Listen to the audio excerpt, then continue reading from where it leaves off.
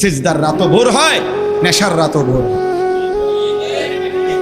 হ্যাঁ, আজ রাত যে যুবক আল্লাহকে সিজদা দেয় তারও ভোর হয়, যে মদের নেশায় পড়ে থাকে তারও কি হয়ে যায়, ভোর হয়।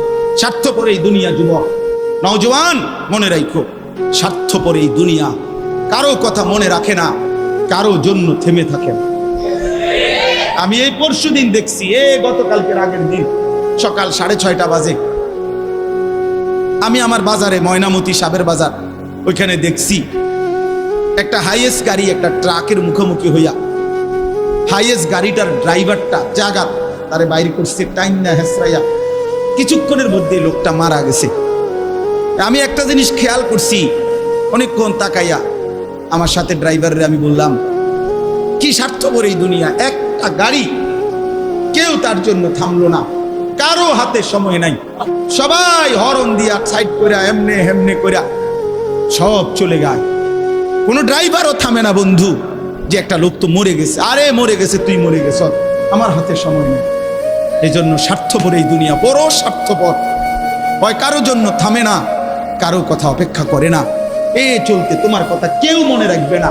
তুমি যদি নষ্ট হয়ে যাও, তুমি যদি কবরে আযাব হয়, তোমার যদি জাহান্নামের আগুন তোমারে পুড়তে হয়, আল্লাহর কসম বন্ধু, তোমার পতন তুমি করে দিলা, নিজেরে নষ্ট তুমি করে দিলা, শেষ পর্যন্ত দেখবা কেউ তোমার কথা মনে রাখবে না।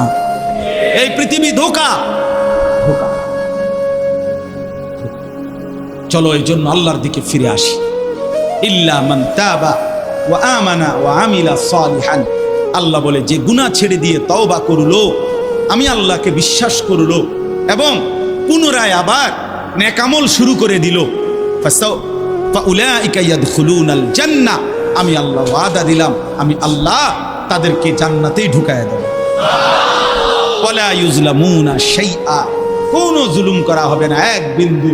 অর্থাৎ পেছনের গুনার জন্য আমি লজ্জা দেব না, বরং তওবা করার কারণে, ফিরে আসার কারণে, নতুন করে আবার নামাজ সেজদা বন্দিগি পাক পবিত্র জীবন চলার কারণে এখন থেকে নিয়ে বাকি জিন্দেগির আমলের বরকতে জান্নাত দিয়ে দেব।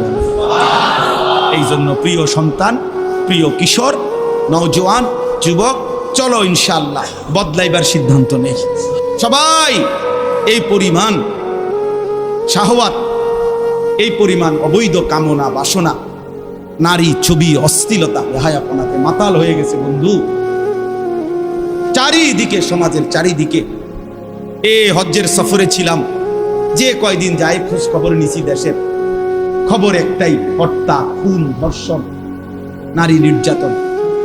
আর সবচেয়ে আশ্চর্যের কথা হলো, আমি মনে হয় আমার এই ছোট্ট হায়াতে গত 30 বছরে আমি যেই কথাটা এতবার শুনি নাই, গত 2 মাসে বারবারই শুনি চারিদিকে পরকিয়া। এটা এই পরিমাণ সমাজে বেড়ে গেছে, অসভ্যতা, যে স্বামী থাকতো নারী অন্য পুরুষের প্রতি আসক্ত, স্ত্রী থাকতো ওই জানোয়ার অন্য নারীতে আসক্ত, এটা খুব বেশি পরিমাণ বেড়ে যাচ্ছে, যার কারণে আপনজনকে হত্যা করতে পর্যন্ত লজ্জিত হচ্ছে না। এর চাইতে বড় আশ্চর্য, আশ্চর্য বাংলাদেশে এর চাইতে বড়, এর চাইতে দুর্ধর্ষ হত্যার ঘটনাও 2 দিনে কি হয়ে যায় খবর বোঝা যায়। কিন্তু এখানে কেন বোঝা যাচ্ছে না? বোঝা যাচ্ছে এটা স্পষ্ট, আপনজনের এটা ধামাচাপা দেওয়ার জন্য সব রকমের প্রসেসিং করা হচ্ছে, সব প্রসেসিং করা হচ্ছে। অসহায় ইমাম মুয়াজ্জিনকে বেইজ্জতি কেউ করতে পারে নাই, কোন আলেমে দ্বীন ইনশাআল্লাহ বেইজ্জতি হবেও না ইনশাআল্লাহ। মনে রেখে, মনে রেখে, গতকালকে রাত্রেও আমাদের কুমিল্লায় গত 3 মাস আগে একজন আলেমে দ্বীনকে একজন প্রিন্সিপাল বেইজ্জতি করছিল, অপমান করে সামান্য অজুহাতে মসজিদ থেকে বিদায় করে দিছিল। ওই কলেজের ছেলেরা গতকালকে রাত্রে ওই মসজিদের ভিতরে ঢুকাইয়া 9 ঘন্টা আটকাইয়া তার হাতে ছাত্রদের উপস্থিতিতে তারে পদত্যাগ পত্র দিয়া ঘাট ধরে কলেজ থেকে বের করে দিছে। আল্লাহ তাআলা বেইজ্জতি করে দেখায় দিছে। ছাত্ররা বলছে, স্যার সই দেন, আপনারে 50 টাকা দিব। মানে 50 টাকা, 100 টাকার লোভ সামলাইতে পারেন নাই, নেন পদত্যাগপত্র সই দেন। এই জন্য দোস্ত, নারীর আসক্তি, জিনা, বেবিচার, পরকীয়া, অসভ্যতা, যুবক ভাই তোমরা বাঁচতে হবে। নওজোয়ান, আল্লাহ যদি হায়াত দেয় তোমগরে, আগামী সময়টা তোমরা তো পৃথিবীতে থাকতে হবে। এই সমাজ, এই দেশ তো আলাদা করতে পারতা না। তুমি তো এই জমিন ছেড়ে দিতে পারতা না বন্ধু। সম্পদ যদি হয়, তোমরা সব ছেলে তো একসাথে চাঁদের দেশে যাইতে পারতা না, আরেকখানে যাইতে পারতা না। এই সমাজ নিয়ে বাঁচতে হবে। এই দেশ, এই মাটি, এই এলাকা নিয়ে তো তোমাদেরকে বাঁচতে হবে ভাইয়া। তাহলে এই সমাজ যদি তোমরা এভাবে নষ্ট করে দাও, তোমরা যদি সবাই বেনামাজি হয়ে যাও, নারী, ছবি, মোবাইলের অস্থির দৃশ্য ছাড়া যদি তোমাদের রাত না কাটে, দিন না কাটে, আগামী 20 বছর তোমরা সমাজ, তোমার অঞ্চল, তোমার ঘর পরিবার নিরাপদ থাকবে কেমনে? বাঁচবা কেমনে? চলবা কেমনে? চলবা কেমনে বলো ভাইয়া? 9 বছরের বাচ্চা মেয়ে যদি নিরাপত্তা না পায়, আমার সমাজ কি পরিমাণ অশান্ত হয়ে গেছে। হ্যাঁ, কেমনে বাঁচবা ভাই? তোমারও তো বোন আছে, তোমারও তো ছোট্ট বোন আছে, তোমারও তো ছোট বোন আছে, তোমার বোনেরও তো নিরাপত্তা দরকার। তুমি তো এই সমাজ থেকেই, এই পৃথিবী থেকেই কোনো না কোনো নারীকে বিয়ে করবা, তারও তো চরিত্রের পবিত্রতা দরকার, দরকার না? তো কেমনে মিলবে ভাইয়া? কেমনে মিলবে? সবাই যদি এমন চরিত্রহীন হয়ে যাও, নারী ছাড়া, ছবি ছাড়া, মোবাইল ছাড়া, উলঙ্গ দৃশ্য দেখা ছাড়া তোমাদের রাত কাটে না, দিন কাটে না, আমার সন্তানরা কেমনে আগামীর পৃথিবীতে তোমরা বাঁচবা ভাইয়া বলো? তোমাদের অনেক ছেলের চেহারা দেখলে তো বোঝা যায় কতদিন হয় নামাজ পড়ে, কতদিন হয় মালিকরে একটা সেজদা দেয়। চুল নিয়ে এত ব্যস্ত হয়ে গেল কেন? চুলের ফ্যাশনের উপরে এত অস্থির হইলা কেন? কে দেখে তোমার চুল? কীর্ত দেখে? কারে দেখাবো সব চুল? মানুষের আর কাজ নাই, মানুষ বুঝি বইয়া বইয়া তোমার চুল দেখবে।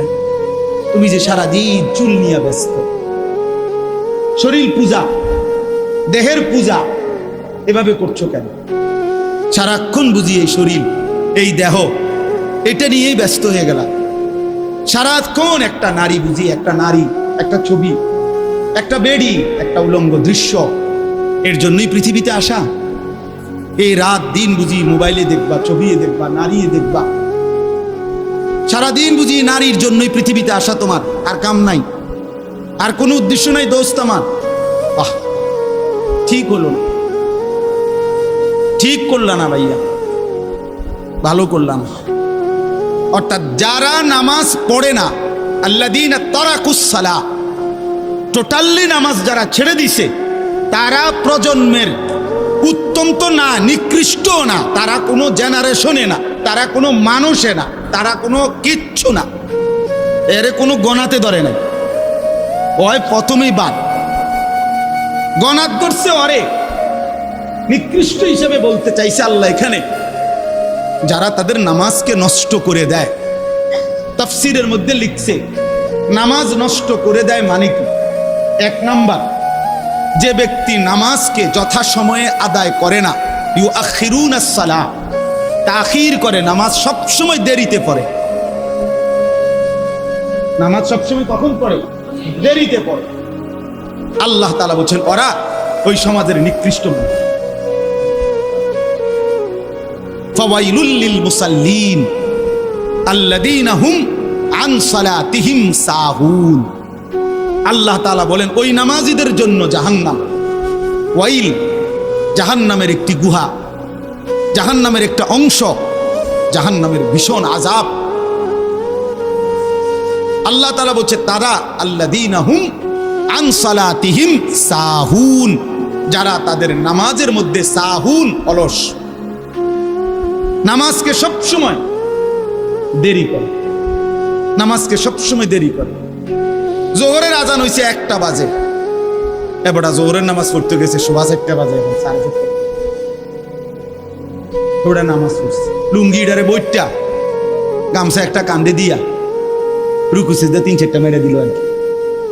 এটা নমাজ হইলে কি তো করতাম হুজুর, সময় কুলাইতারি না।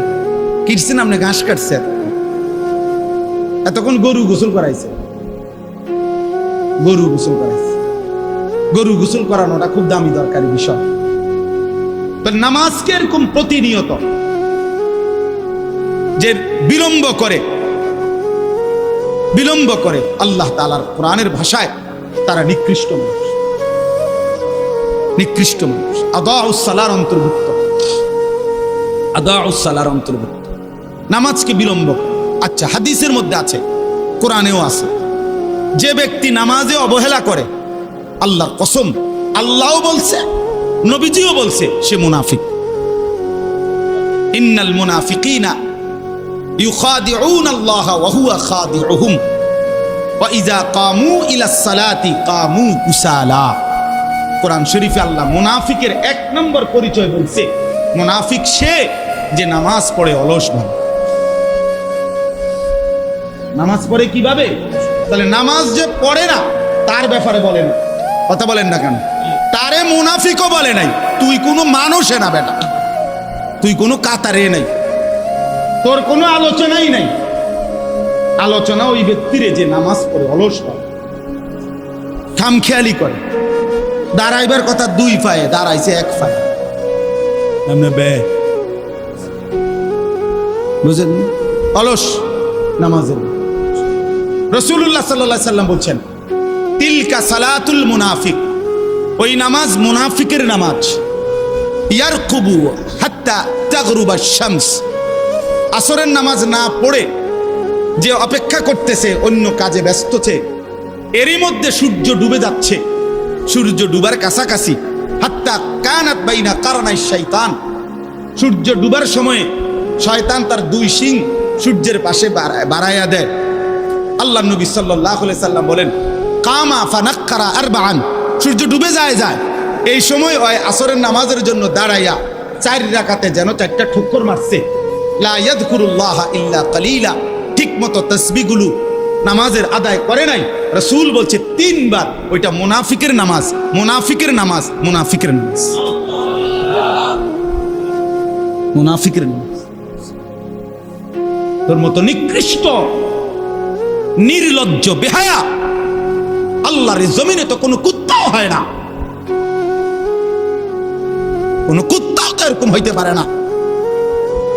কুত্তাও যদি আল্লাহ তাআলা সেজদার হুকুম দিত তো সে দিত, তাকে তো আল্লাহ সেজদার হুকুম দেয় নাই, এই জন্য সে সেজদা দেয় না। তুমি নাফরমানের তো আল্লাহ সেজদার হুকুম দিছিল, দিলা না কেন? তোমার তুলনা তো জানোয়ারের সাথে হয় না, এই জন্য তো আল্লাহ বলছে বালহুম আদাল, ওই জানোয়ারের চাইতে নিকৃষ্ট। ওর উদাহরণ নাই, ওর তুলনা কুকুরের সাথেও না, ওর তুলনা শুকরের সাথেও না। আল্লাহর কোন সৃষ্টির অন্তর্ভুক্ত না। বলো মিয়া, এত বিবেকহীন কেমনে হইলা? আফা হাসিবতুম আন্নামা খালাকনাকুম আবাসান, কি ভেবেছো বান্দা আমি তোমাকে অনর্থক বানিয়েছি?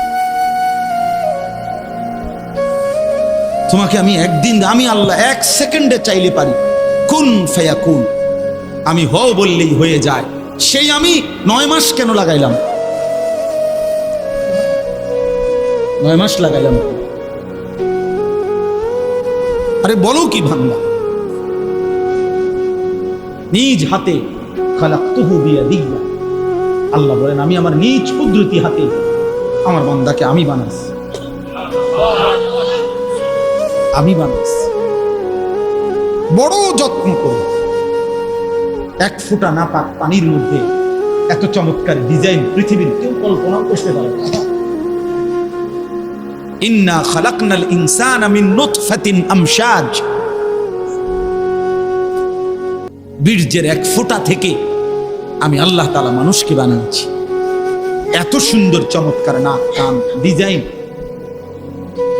কোন পানির 1 ফোঁটার উপরে, 1 ফোঁটা পানির মধ্যে কেউ কোনো ডিজাইন করুক, কি দিয়ে করবে? পানির উপরে ডিজাইন করে কেমনে? আবার রব্বুল আলামিন বলে সেই পানির নাপাক ফোঁটা দুর্গন্ধযুক্ত, আমি তার মধ্যে এমন সুন্দর একটা ডিজাইন করেছি।